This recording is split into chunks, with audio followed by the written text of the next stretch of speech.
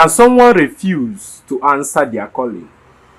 Yes, thank you for that wonderful question. Ajụjụ ndị mmadụ na-ada ajụba nke bụ eziokwu bụ na o nwere onye jụrụ na ọma aza call ya receive ọbụla ka mmadụ maka ndị ga-asị ole nga ọ dị n'akwụkwọ nsọ jee na akwụkwọ Job asọ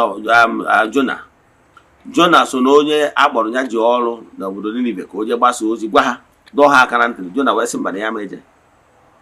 Gịnị ka Jona ghọtara? Mpịawa azụ na ụdị adịrọ mma.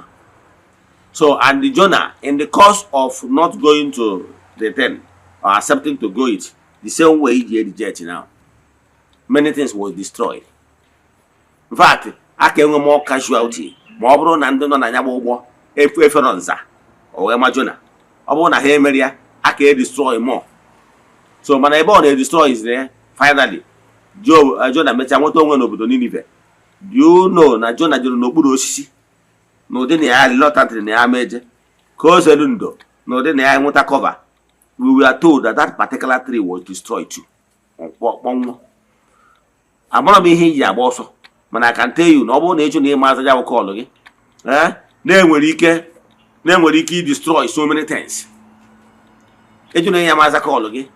And when the key destroy so many things, and when the key destroy, I won't know manage ya, we can make it believe in what he can name. I won't know manage ya. And when the kid is that marriage. I don't know. I got you for a going a change in and water. But when I saw also, it's your name out of the other way, came up with his dear. I hear you, Makia.